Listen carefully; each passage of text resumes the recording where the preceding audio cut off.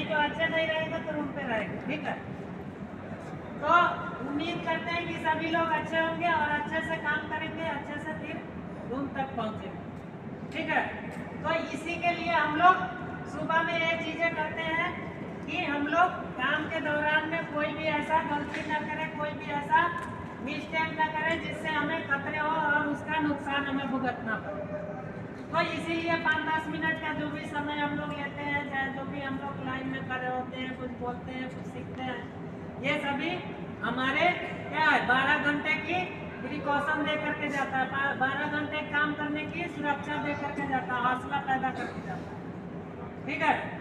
तो आज हम लोग बात करेंगे वर्क परमिट सिस्टम के बारे में, मतलब PTW। PTW क्या होता है सभी लोगों को मालूम है? देखिए ये आपका क्या है, PTW है, मतलब वर्क परमिट का एक अथराइज पेपर है। मतलब ये हाथ से क्या होता है फुलफिल किया हुआ रहता है, भरा गया पेपर होता है, ताकि इसमें आपका हर चीज मेंशन होता है। आप जहाँ पर भी काम करते हैं वो सारे चीज इसमें मेंशन होता है। सबसे पहला आपका रिक्वेस्टर का नाम होता है, जो यहाँ का परमिट इशू करा रहा है, जो काम कराने वाला है, चाहे फोरमैन हो सकता है, सुपरवाइजर हो सकता है, इंजीनियर हो सकता है, वो कौन होता है शिवालिक के लोग होते हैं। जैसे शिवालिक के जितने भी फोरमैन, सुपरवाइजर, इंजीनियर है वो क्या होता है रिक्वेस्टर होता है। मतलब हम लोग जी का जो भी मेंबर है, जो भी उनके स्टाफ लोग हैं, चाहे इंजीनियर, फोरमैन, सुपरवाइजर, उनको हम लोग क्या करते हैं रिक्वेस्ट करते हैं। मतलब हम लोग एक मतलब आदर करते हैं, रिक्वेस्ट करते हैं कि ये चीज़ें हमें यहाँ पे काम करनी है, इसके लिए हमें अप्रूवल चाहिए आपसे।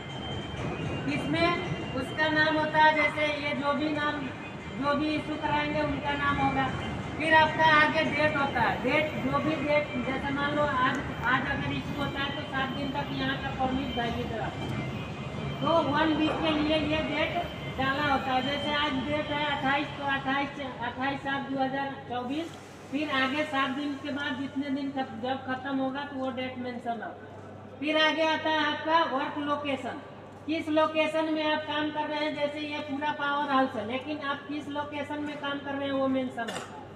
क्या हम लोग 62 पे काम कर रहे हैं, 5 यूनिट में काम कर रहे हैं, 7 यूनिट में काम कर रहे हैं, या 74 पे काम कर रहे हैं, 78 पे काम कर रहे हैं, तो ये सारी उसमें मेंशन होता है। फिर आगे आता है वर्क डिस्क्रिप्शन, आप में वर्क का पूरा डिस्क्रिप्शन लिखा होता है कि हम कौन सा काम करने वाले, चाहे वेल्डिंग, कैपिंग, ड्रिलिंग, चाहे जो भी काम होता है, पाइपिंग का फिटिंग, इरेक्शन जो भी होता है, चाहे प्रेशर का टेस्टिंग हो, चाहे वो वायल का टेस्टिंग हो, चाहे हैंडलिंग हो, चाहे आपका लिफ्टिंग का काम हो, जो भी होता है वो इस पे वर्क डिस्क्रिप्शन में मेंशन होता है कि काम का प्रकार क्या, किस प्रकार के आप काम कर रहे हैं। उसके आगे आपका ये सारा चीज आपका प्रिकॉशन दिया हुआ था कि हम काम के दौरान भी ये काम कर रहे हैं, तो इसमें आपको ये प्रिकॉशन लेना है, ये चीजें आपको फुलफिल करना है। फिर आगे जब हम लोग आते हैं तो यहाँ पे क्या होता है, ये सिग्नेचर होता है कि यहाँ हम लोग ये चीज का सिग्नेचर होता है, वो क्या करता है वर्क लोकेशन को देख करके फाइंड आउट करके कि जो भी बंदा वर्क पे है वो सही तरीका से काम कर रहा है कि नहीं कर रहा है, वो चीजें देख करके फिर साइन होता है। फिर आगे क्या होता है उनका रिक्वेस्टर का साइन होता है, फिर आपका इश्यूअर का साइन होता है, जो रिक्वेस्ट करने वाले जो उससे मांगने वाले होंगे उनका साइन होता है, फिर जी वाले जो होंगे जो उसको देख रहे होंगे वो साइन करेंगे, तब जाकर के परमिट अप्रूवल होता है। फिर आगे जब आप लोग आगे हम लोग देखेंगे तो इधर आप लोग का क्या होता है नाम और सिग्नेचर होता है। सभी जितने भी जॉब पे बंदे होते हैं, 5 बंदे, 7 बंदे, चाहे 10 बंदे, वो सारे लोगों का इधर नाम होता है, उधर साइन होता है। ये सारी चीजें इसमें फुलफिल किया जाता है। फिर आगे जब हम लोग आएंगे तो ये सारा आपका प्रिकॉशन होता है, जितने भी हम लोग काम करते हैं उसके अकॉर्डिंग इसमें सारा प्रिकॉशन लिखा होता है। ये आपका 2 पेज का होता है, देखिए ये इधर पेज हो गया, एक इधर पेज हो गया, फिर इधर भी है इसका, तो ये सारा डिस्क्रिप्शन होता है। तो ये सभी हमें क्या करना है फुलफिल करना होता है और फॉलो करना होता है।